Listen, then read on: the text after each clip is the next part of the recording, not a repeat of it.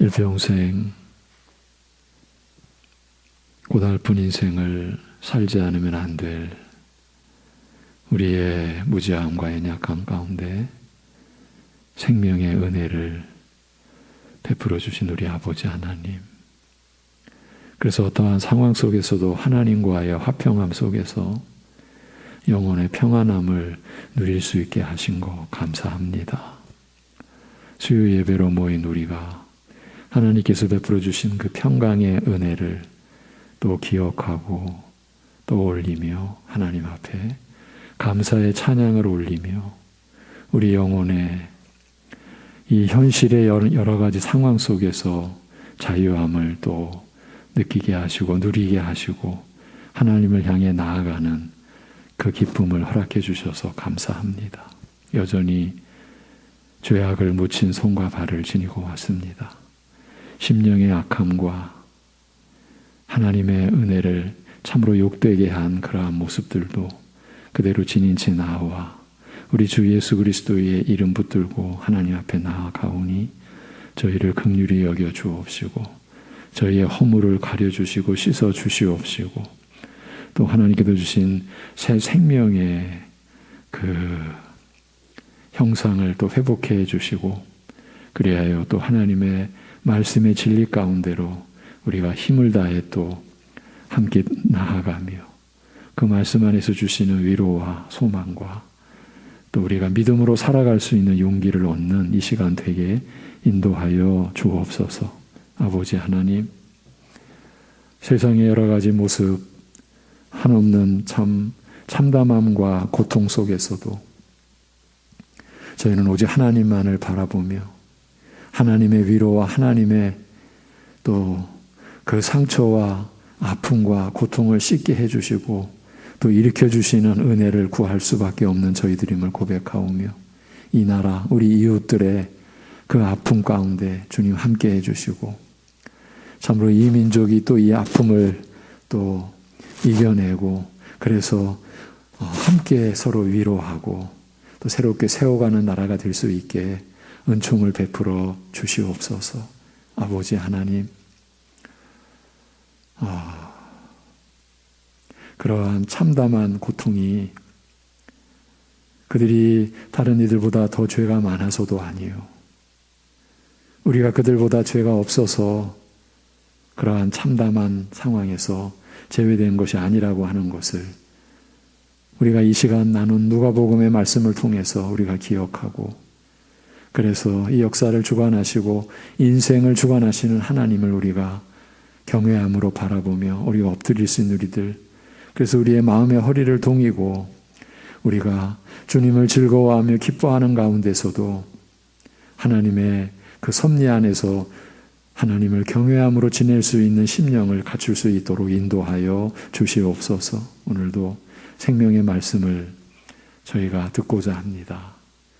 성령께서 그 말씀으로 우리의 심령을 새롭게 해주시고 우리의 말씀을 사랑하는 그 중심이 오늘도 불일듯 일어날 수 있는 그러한 은혜를 체험케 하여 주옵소서. 예수님의 이름으로 기도합니다. 아멘. 누가복음 13장 31절에서 35절, 누가복음 13장 31절에서 35절, 내가 갈 길을 가야 하리니 이 제목으로, 내가 갈 길을 가야 하리니 이 제목으로 본문은 누가복음 13장 31절에서 35절입니다.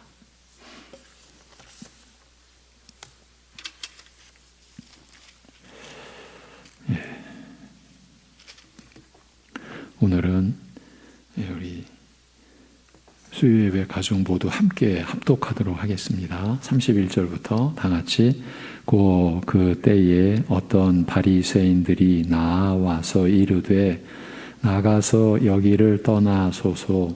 헤롯이 당신을 죽이고자 하나이다. 이르시되 너희는 가서 저 여우에게 이르되 오늘과 내일은 내가 귀신을 쫓아내며 병을 고치다가 제3일에는 완전하여 지리라 하라. 그러나 오늘과 내일과 모레는 내가 갈 길을 가야 하리니 선지자가 예루살렘 밖에서는 죽는 법이 없느니라. 예루살렘아 예루살렘아 선지자들을 죽이고 내게 파송된 자들을 돌로 치는 자여, 암탉이 제 새끼를 날개 아래에 모음같이 내가 너희의 자녀를 모으려 한 일이 몇 번이냐. 그러나 너희가 원하지 아니하였도다. 보라, 너희 집이 황폐하여 버린 바 되리라. 내가 너희에게 이르노니 이 너희가 주의 이름으로 오시는 일을 찬송하리로다 할 때까지는 나를 보지 못하리라 하시니라. 아멘.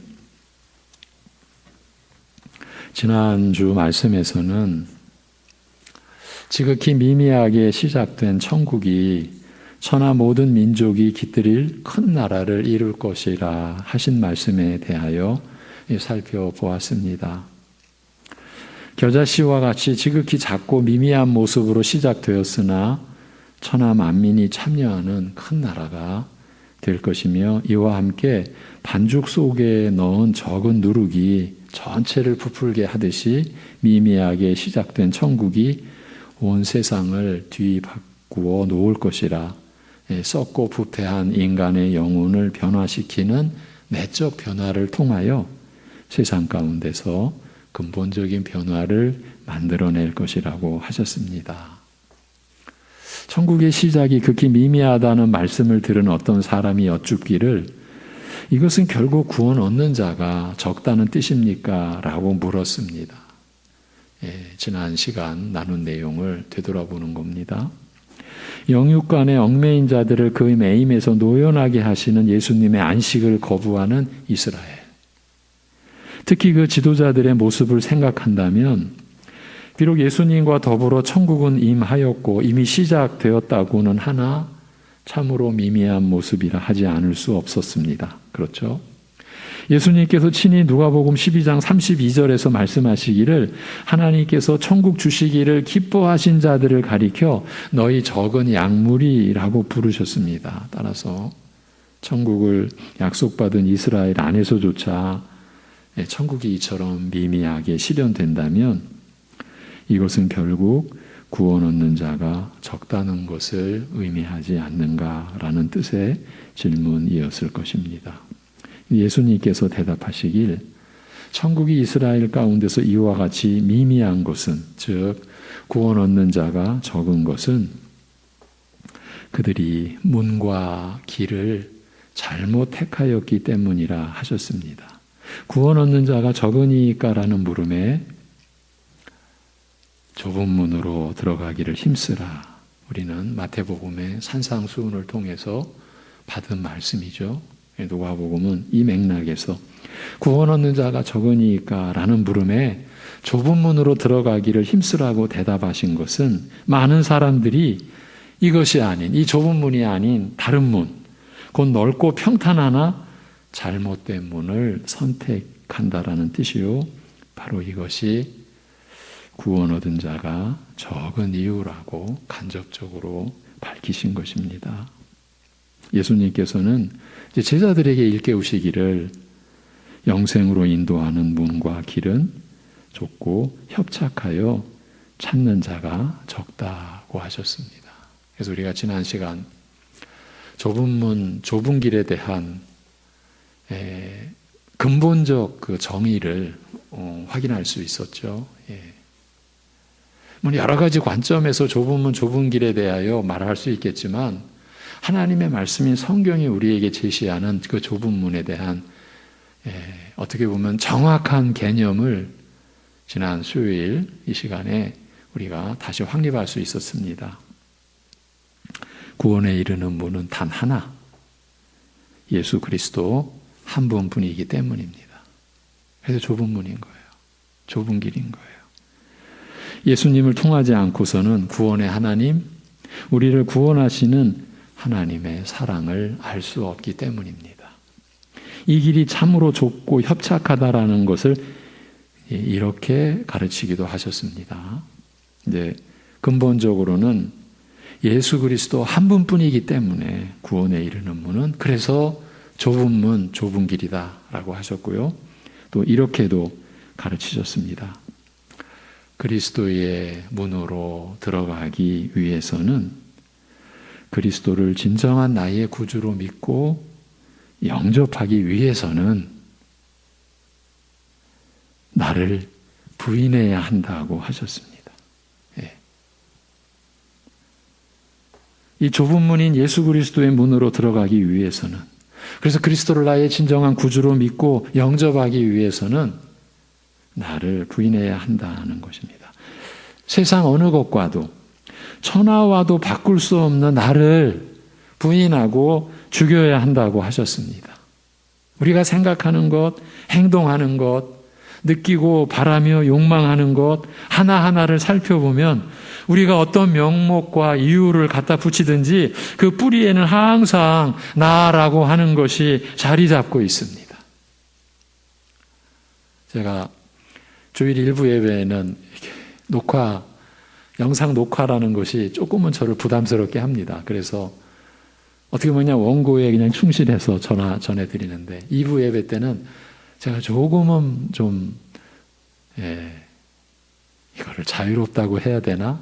좀 어폐가 있죠. 그래서 제가 이런 얘기를 지난 주일 말씀을 드렸습니다. 이제 자기 부인의 그 구절은 아닌데 맥락은 같은 맥락이에요. 제가 어릴 적부터 꿈이 많았어요. 그리고 그 꿈의 어떤 시련이라고 그럴까?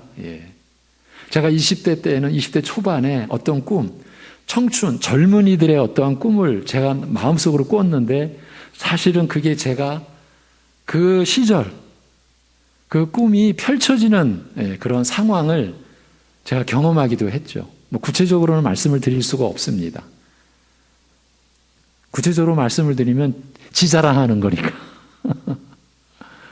그런 식으로 꿈에 대한 그 면에서는 오히려 가족들이 이렇게 하는 거죠. 제가 뭘 혼자 골똘히 하고 있으면은 또 아빠 꿈꾸고 있다. 제가 40대 때 장애인 가족교회를 10년 섬겼지 않습니까?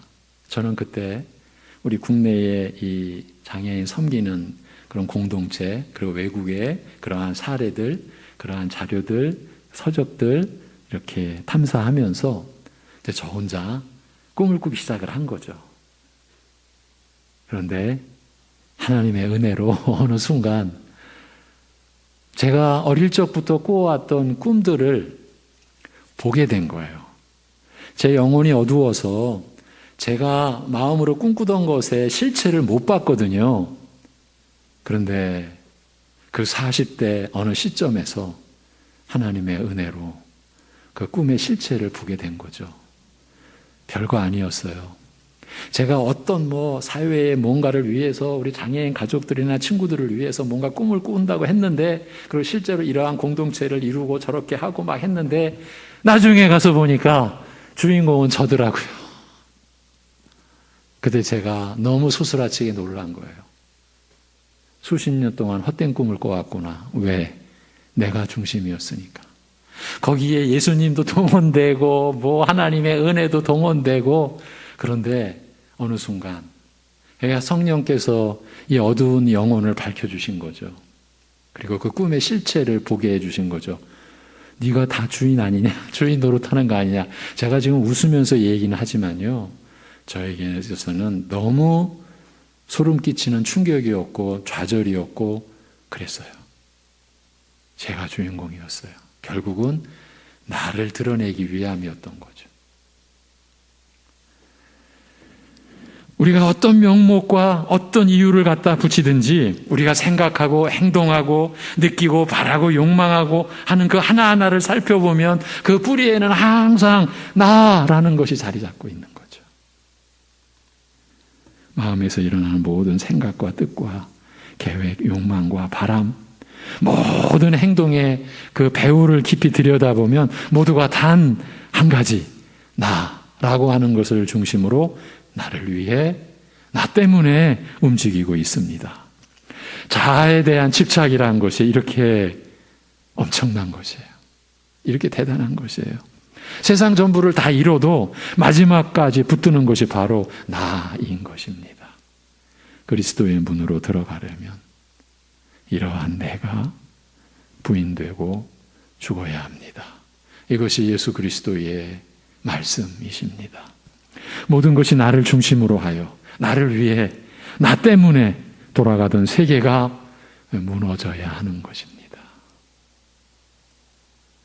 겉으로는 겸손을 가장하여도 세상 어느 누구에게도 고개 숙이고 꺾인 적이 없는 나의 자아가 사람은 마땅히 자기 힘으로 꿋꿋이 서서 자기의 뜻을 이루어 나가야 하지 않는가라는 그 자긍심이, 결국은 여러분 자긍심도 자기 자랑이죠. 본질은.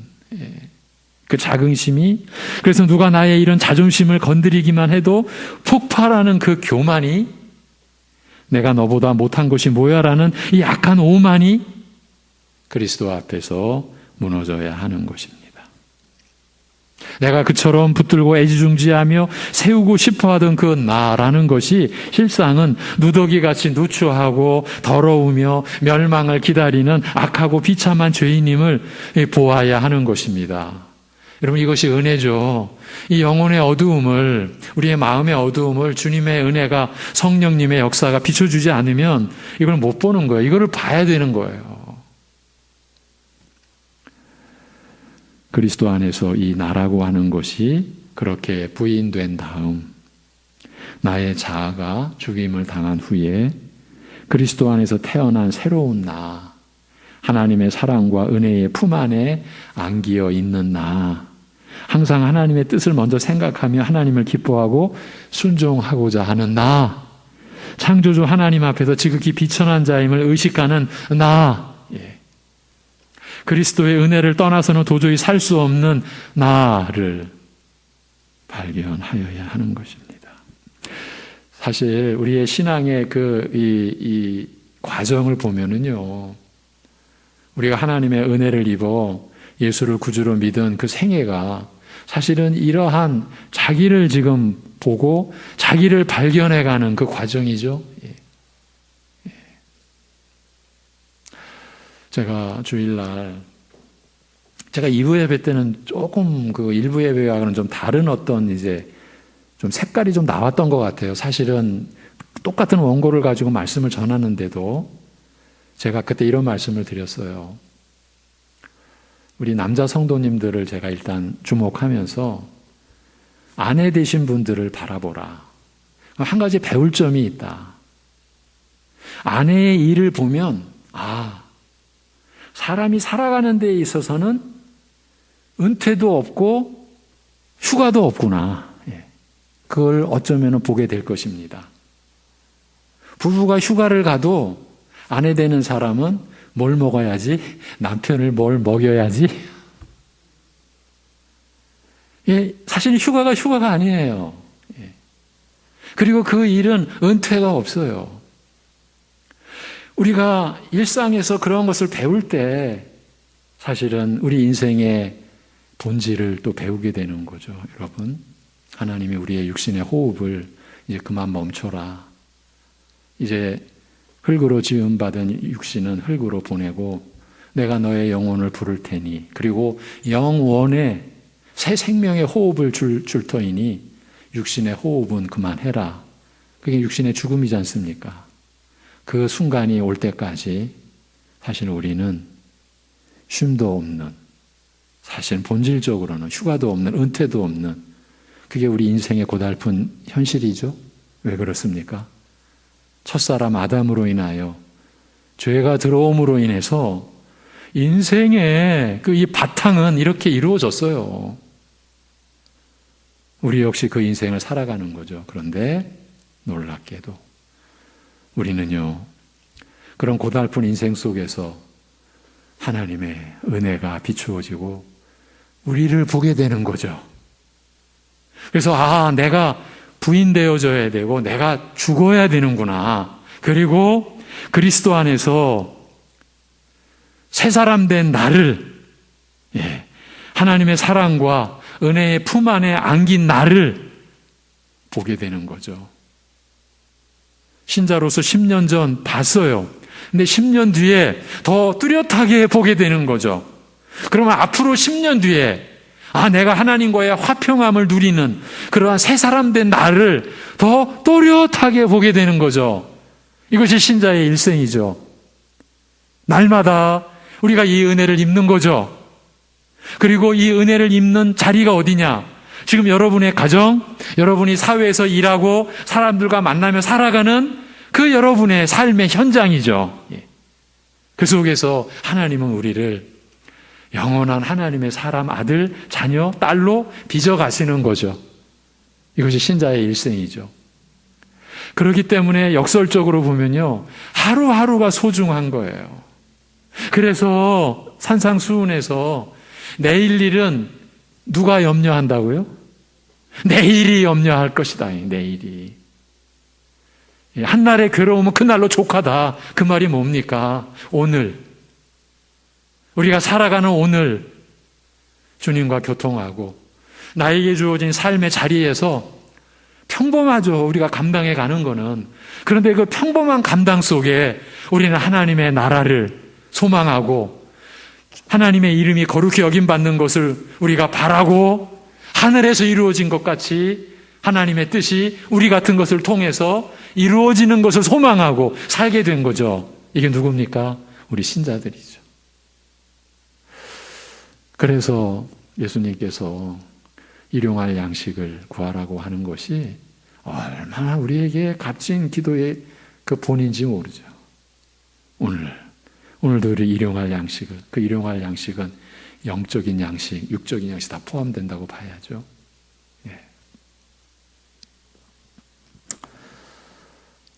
우리가 나를 발견하고, 그래서 나의 옛사람의 나를 발견하고 그리스도의 은혜 안에서 이제 나를 부인하고 이제 그리스도 안에서 새롭게 된 우리 자신을 발견해가는 것, 그것이 우리 신자들의 일생이다. 수요 예배 가정 여러분, 그침이 없이 멈춤이 없이 주님이 그만해라 하실 때까지 우리 모두 다 같이 열심히 주의 은혜로 성실하게 이 삶을 살아가는 우리 모두가 되기를 기원드립니다. 그러나 이제 다시 본론으로 들어와서 이제 좁은 문에 대한 지금까지 내용이었어요. 오직 그리스도만이 이 때문에 좁은 문이고, 그런데 또 그리스도를 우리가 영접하기 위해서는 나를 부인해야 하기 때문에, 천하보다 귀한 나를 죽여야 하기 때문에 좁은 문, 좁은 길이다. 그러나 이스라엘은 그들을 찾아오신 예수님을 유일한 영생의 문이요 길이신 그리스도를 배척하였으며, 다만 이스라엘 가운데 참으로 미미하다 할 만큼 적은 무리가, 그것도 세리와 창기같이 천국과 가장 거리가 먼 자라 할 수 있는 자들이 그리스도의 그 나라를 영접하였습니다.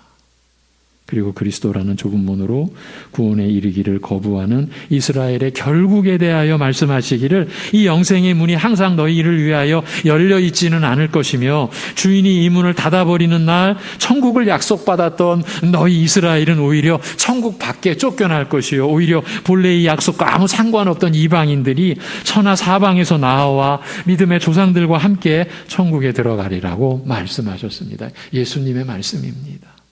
그리스도를 통하지 않고서는, 이 문을 통하지 않고서는 구원에 이를 수 없음을 밝히신 말씀입니다. 이스라엘과 같이 하나님께서 온갖 은혜로 구별하신 백성이라 할지라도요, 곧 언약과 양자됨과 약속들이 허락된 백성이요, 그들의 오랜 역사가 바로 그리스도를 출현시킨 기반이었음에도 불구하고 그리스도라는 문을 통하지 않고서는 이런 것들 자체가 이스라엘로 하여금 구원에 이르게 하지는 못한다라는 사실을 밝히신 것입니다. 여러분, 우리 지난 시간에 이러한 말씀을 통해서 우리를 바라볼 수밖에 없었어요. 오직 그리스도라는 좁은 문이에요.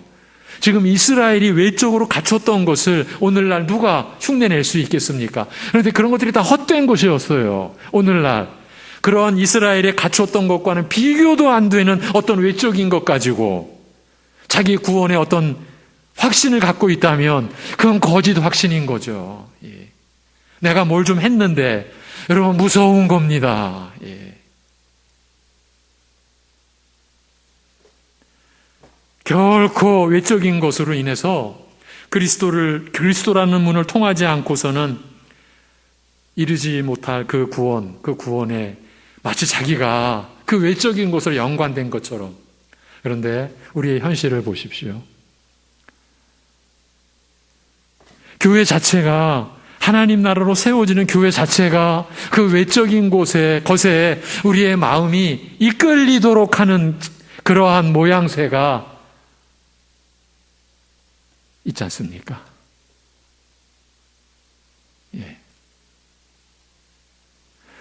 제가 말씀으로 교회를 여러분을 섬기면서 잊지 못할 여러 순간들이 왜 없겠습니까? 그런데 제 어릴 적 이제 가끔 이제 백화점에 이제 기독교 서점을 이제 찾아다니는데 하루는 올라가는데 계단을 올라가는데 부천역입니다. 부천역 앞에. 계단 옆에 이제는 교회도 시스템이다. 이렇게 되는 거예요. 여러분, 시스템이라고 하는 그러한 구조가 지금도 성행하고 있고 교회는 그렇게 세워져 갑니다. 그리고 시스템에 들어가면 그 시스템 안에서 교회가 차려놓은 조직과 제도와 그 구비된 여러 가지 활동 속에서 우리는 시스템의 사람이 되어져 갑니다. 거기에는 만족도 있고 기쁨도 있고 성취도 있고 그런 게 풍성해집니다. 여러분에게 여쭙겠습니다. 그리스도를 통한 좁은 문으로 간 겁니까? 제가 이렇게 말하면요, 이제 그러한 시스템을 구축해가는 교회에서는 제대로 하지도 못하는 게 이렇게 나옵니다. 제대로 하지도 못하면서 저런 비판만 한다고. 그러니까 아무것도 안 하면서 비판만 한다라고 욕을 먹죠. 또 그런 현장도 봤고 저도 겪었고, 또 그렇게 설교하는 것도 들었고 직접 제대로 못하는 것들이 그런 소리나 한다고. 우리가 그런 시스템이라고 하는 체계에 들어갔을 때 신앙생활은 의외로 편합니다. 거기에 따라가면 됩니다. 그리고 거기에서 은혜도 받고 아까도 말했지만 만족과 성취와 그리고 흔들림 없는 어떤 구조가 세워지는 것 같습니다.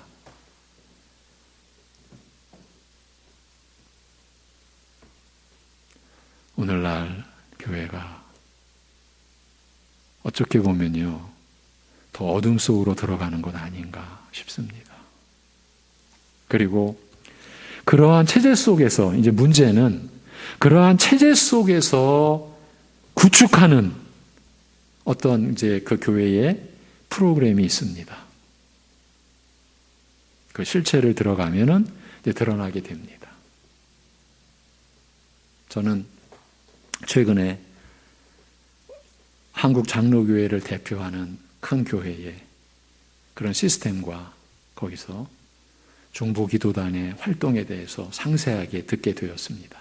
그리고 무슨 교육을 받느냐 하는 얘기를 들었습니다. 핵심이 중보자 예수 그리스도의 조력자들이었습니다. 여러분, 중보기도 단원들이 예수 그리스도의 조력자, 여러분 판단하셔야 됩니다. 조력자가 되고 싶으십니까? 그런 조력자가 되는 그런 시스템 안에 들어가서 견고하게 신앙생활을 하시면 어떻게 될 것 같습니까? 저는 그 이야기를 이제 전화로 통화하면서 들으면서 사실 가슴이 무너졌습니다. 무너지는 느낌. 큰일 났네. 제가 이게 좀 두 번째인가 세 번째 말하는데 제가 사실은 다른 좀 애매하게 얘기했는데 사실 제 바로 밑에 여동생입니다. 제 가슴에 불이 난 거예요.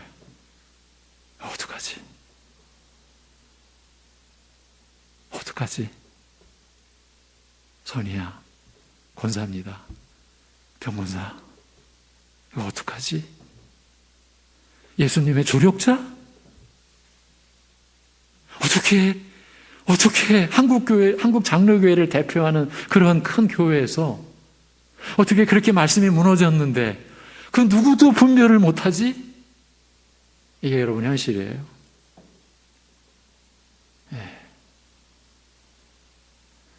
여러분, 하나님의 긍휼로 우리는 오래 참으시는 순간, 그 긍휼의 순간을 우리 수요예배 때 이미 앞에서 다 봤잖아요. 우리가 지금 살아가는 것은 그 죄악 가운데, 폐역감 가운데 그 긍휼의 순간순간 허락받아서 하는 건데, 우리가 예수님의 조력자, 그래서 중보기도 조력을 한다고요?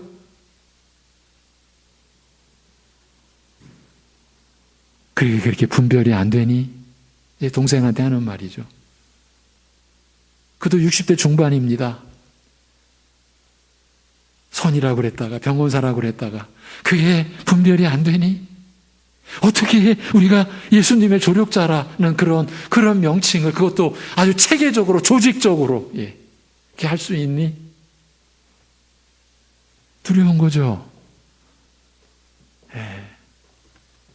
여러분, 지금 이스라엘과 같이 하나님께서 온갖 은혜로 구별하신 백성이라 할지라도 곧 언약과 양자됨과 약속들이 허락된 백성이요, 그들의 오랜 역사가 바로 그리스도를 출현시킨 기반이었음에도 불구하고 그리스도라는 문을 통하지 않고서는 이런 것들 자체가 이스라엘로 하여금 구원에 이르게 하지는 못한다라는 사실을 밝히셨다라고 한 그 내용, 그 외적인 것, 이스라엘이 율법을 가지고 체제로 갖추는 그 체제는 우리가 흉내낼 수 없는 강력한 시스템이고 체제입니다. 근데 다 지금 헛것이 되었잖아요. 오늘 말씀을 보면요, 이제 오늘 예수님께서 이스라엘의 불신앙과 그들에게 임할 비참한 결국에 대하여 말씀하시는 때에 어떤 바리새인들이 예수님께 나와 고하기를 헤롯이 당신을 죽이려 하니 이곳에서 떠나소서라고 하였습니다. 이 사람들이 평소에 예수님에 대하여 호의를 가지고 있다가 이런 위험을 우연히 알고서 예수님께 고하였는지, 아니면 앞서 하신 말씀이 바리새인 등 당시 이스라엘의 지도층에 대한 질책이요 경고임을 감지한 이들이 그저 예수님을 떠나보내고자 위장하여 말한 것인지 우리는 확인할 수 없으나 그 동기가 무엇이든지 간에 이들의 의도는 예수님으로 하여금 예루살렘에 올라가시는 것을 포기하고 다른 곳으로 피신하게 하려는 것임에는 차이가 없습니다. 예수님께서 저들의 말에 대답하시기를 너희는 저 여우에게 가서 이르라. 오늘과 내일은 귀신을 축출하고 병을 고칠 것이며 사흘째에는 온전히 마치리라고 하셨습니다. 하루 이틀 사흘을 언급하신 것이 예수님의 죽으심과 부활을 암시하고자 하신 것인지, 더 나아가서 예수님의 사역이 이로써 완성될 것을 가리키고자 하신 것인지 확실하게 단정하기 어려우나 예수님께서 평생 걸어오신 길이 이제 마지막 단계에 이른 것을 알리고자 하신 것은 분명합니다. 내가 걸어온 길을 마치기 위해서 오늘과 내일 그리고 다음 날까지 가야 하리라. 내 일을 온전히 마치고 완성하기까지 내가 걸어야 할 길을 걸을 수밖에 없다라는 뜻을 밝히신 것이죠. 이 일은 예루살렘에서 죽임을 당하심으로써 완성될 것이었기 때문에 불과 불 예루살렘으로 가실 수밖에 없다. 즉 예루살렘으로 올라가시는 일을 결코 중단할 수 없다고 말씀하신 것이에요. 이제 예루살렘에 올라가서 죽게 될 일을 내다보시면서 예수님께서는 바로 이곳 예루살렘에서 이스라엘의 손에 핍박당하고 살해당한 수많은 선지자들을 기억하시고 그 반역과 무죄한 피를 흘린 역사를 생각하시고 예루살렘을 향하여 말씀하셨습니다. 예루살렘아, 예루살렘아, 선지자들을 죽이며 내게 파송된 자들을 돌로 치는 자여, 내가 암탉이 그 새끼를 날개 아래에 모으려 함과 같이 내 자녀를 모으려 한 적이 몇 번이냐. 그러나 너희가 원치 아니하였도다. 아무리 불러 타이르고 권하여도 이스라엘은 하나님의 품 안에 머무르려고 하지 않았습니다. 하나님을 떠나 세상을 쫓으려 할 뿐이었습니다. 부패한 지식과 타락한 욕망을 따라 살기를 고집하는 이스라엘을 다시 불러 회개하게 하시려고 끊임없이 선지자들을 보내셨으나 저들은 양심을 찌르는 소리를 듣지 않으려고 선지자들을 돌로 쳐 죽였습니다. 여러분, 부패한 지식과 타락한 욕망을 따라 살기를 고집했다라고 했는데 이 이스라엘의 외모는 율법에 철저했어요. 그 대표가 바리새인이잖아요. 그 외적 경건, 우리가 흉내 못할 경건이라고. 그런데 그 내면은 이렇게 끔찍했어요. 우리 자신을 보자라는 거죠, 우리 자신. 하나님의 말씀, 우리 자신을 봐야 돼요. 영혼도, 우리의 외모도 지으시고, 우리의 마음도 지으셨어요.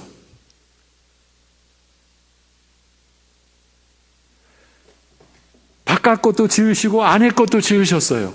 근데 이 둘이 떨어져 있는 것이 아니라고 말씀하셨어요. 근데 근본은 마음이라 오늘 우리도 마음을 보자라는 거죠. 여러분, 우리의 바깥 것으로 인해서 나를 단정하면 안 돼요. 예. 우리가 말씀으로 그 훈련을 하는 거예요. 예. 그러나 더욱 두렵고 비참한 것은 이스라엘의 장래였습니다.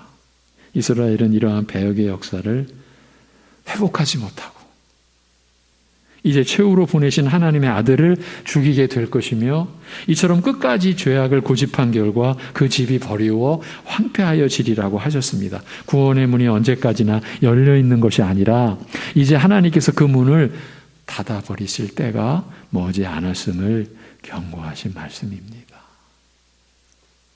찬송하리로다 주의 이름으로 오시는 이여라고 말하는 때가 오기까지 너희는 결코 나를 보지 못하리라. 시편 118편은 의인들이 들어가 구원에 이르는 의의 문, 곧 하나님께서 친히 마련하신 생명의 문이 매우 뜻밖의 결과를 보게 될 것에 대하여 말씀하고 있습니다. 건축자가 버린 돌이 집 전체를 떠받치는 모퉁이 돌, 우리식으로 말하면 대들보, 모퉁이 돌이 되는 것과 같은 이상한 일을 보게 될 것이라고 시편 118편이 말씀을 합니다. 하나님께서 그의 나라를 맡겨 세우고 돌보게 하신 건축자들, 넓게 말하면 이스라엘이요, 좁게 말하면 이스라엘의 지도자들이 이 나라의 모퉁이 돌, 그 토대와 초석이 될 가장 중요한 돌을 쓸모없다고 배척하고 버리는 이해할 수 없는 일이 있을 것을 예언한 것입니다. 그러나 이 무지한 자들이 쓸모없다 하여 배척하고 버린 그리스도를 하나님께서 친히 천국의 모퉁이 돌, 교회의 토대와 초석으로 삼으실 것을 예언한 말씀인 것입니다. 이스라엘과 그 지도자들이 쓸모없다고 버린 그리스도를 하나님께서 구원과 영생에 이르는 의의 문으로 세우실 때에 이 일이 모든 사람에게 기이한 일로 비칠 것이라고 예언한 말씀인 것이에요. 여러분, 이게 얼마나 아이러니입니까? 이스라엘의 그 지도자들이 쓸모없다고 버린 그리스도를 하나님께서 구원과 영생에 이르는 생명의 문, 의의 문으로 세우실 때에 이 일이 모든 사람에게 이상한 기이한 일로 비칠 것이라. 이렇게 시편 118편이 예언한 거죠. 그러나 무지한 저들과는 달리 이 기이한 일의 비밀을 깨닫는 자는 기쁨으로 외쳐 말하기를 호산나 여호와여 우리를 구원하소서 찬송하리로다 주의 이름으로 오시는 이여라고 환영할 것이라 하였습니다. 하나님께서 이스라엘을 택하여 부르시고 자기 백성으로 삼으신 것이 사실이나 그런 이스라엘일지라도 이러한 믿음으로 그리스도를 영접하지 않으면 의와 영생에 이를 수가 없는 것이라. 이 말씀을 하셨어요. 그리하여 그리스도께서 하나님께서 세우신 유일한 구원의 문이시요 영생에 이르는 의의 문이심을 깨닫고 찬송하리로다. 주의 이름으로 오시는 이여라고 주를 영접하는 날이 오기까지는 이스라엘이 결코 그리스도를 보지 못하리라고 말씀하시는 것입니다. 그리스도 안에 있는 구원의 비밀을 깨닫기 전에는 이스라엘은 결코 그리스도를 볼 수 없으리라. 그리스도를 알지 못하며 그리스도와 상관이 없을 것이며 그리스도를 통하여 베풀어지는 구원과 참 생명을 알지 못하리라는 말씀입니다. 조상적부터 하나님께서 어떤 은혜와 축복을 받아 누리고 경험하였든지 간에 이스라엘은 구원과 상관없는 자가 될 것이라는 뜻입니다. 오늘 본문의 말씀을 가지고 여러분과 나눈 내용이에요. 여러분, 우리가 이러한 말씀을 이제 보고 들을 때에 2000년 전에 이랬구나. 여러분 그렇게 여기시면은 우리는 죄송합니다. 헛일한 겁니다. 오늘 우리를, 그런 나 자신을 돌아보아야 합니다.